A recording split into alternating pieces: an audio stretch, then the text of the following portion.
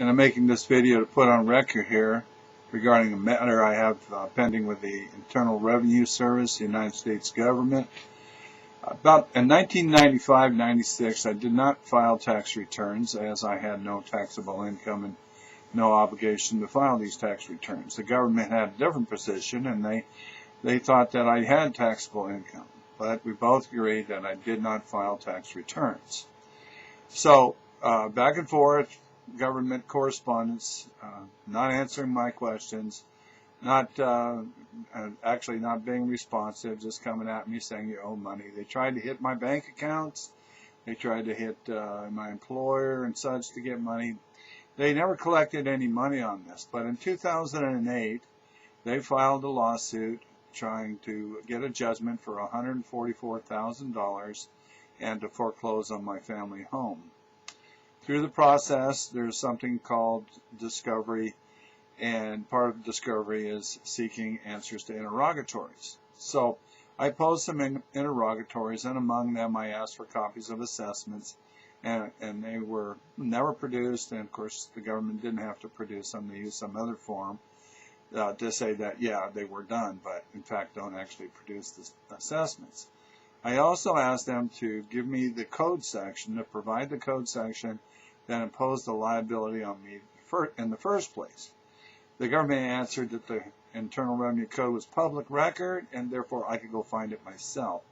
The judge was not satisfied with that answer, so he ordered the government to answer the question further. Well, then the government came back and said, here are the code sections that relate to this matter.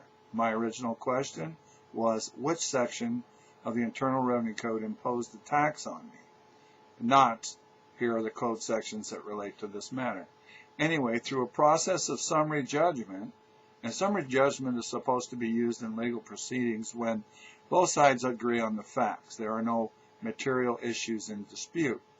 And you know, it's kind of like if you got in a car accident and you said, yeah, I hit the guy from behind, and the other guy says, yeah, he hit me from behind. Those are agreed upon facts, and then the law is applied, and you know, no trial is needed. Well, in my case, I certainly did not agree on the facts. That the judge does is he rules that Benoit only had a technical disagreement on the definitions, but he agrees on the facts. I certainly didn't agree on the facts whatsoever. I didn't agree that I had taxable income, and that's you know, the gist of the matter. Anyway, so without trial, I lose. Summary judgment is awarded on behalf of the government.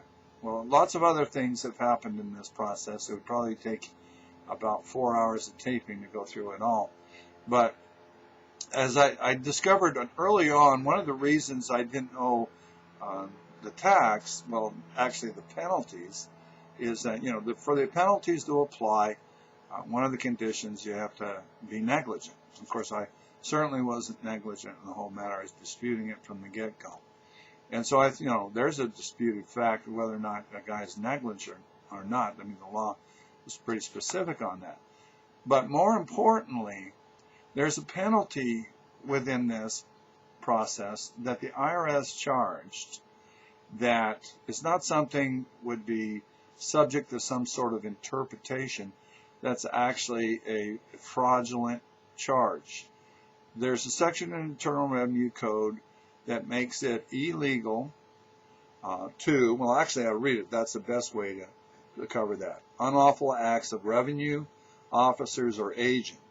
Any officer or employee of the United States acting in connection with any revenue law of the United States who is guilty of any extortion or willful oppression under color of law, or who knowingly demands other or greater sums than are allowed by law, shall be dismissed from office or discharged from employment, and upon conviction thereof shall be fined not more than $10,000 or imprisoned not more than 5 years. So what we know here is that it's against the law in the Internal Revenue Code to try to collect more money than or greater sums than are authorized by law. Well, through this process and early on, the forms indicate that the government was charging penalties under accuracy-related penalty section in the Internal Revenue Code 6662, which are imposed for accuracy-related if you were inaccurate. Now, this penalty does not